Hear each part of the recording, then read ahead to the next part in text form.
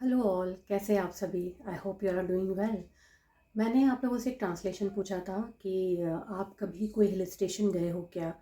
तो मुझे अलग अलग तरीके के रिस्पॉन्स आया है, स्पेशली ऑन फेसबुक। किसी ने कहा we went to hill station, have you ever went to something like that, कि have you ever gone to visited.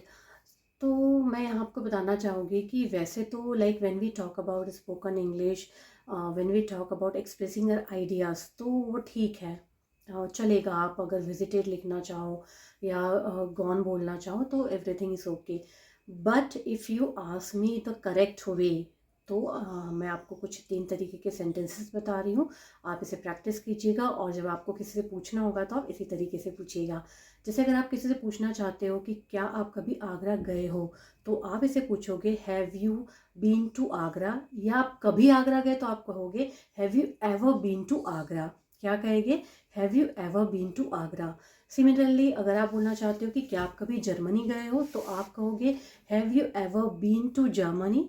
Have you ever been to Germany. अब इसका आंसर होता है कि हाँ, मैं आगरा गया हूँ, तो आप कहोगे yes I have been to Agra.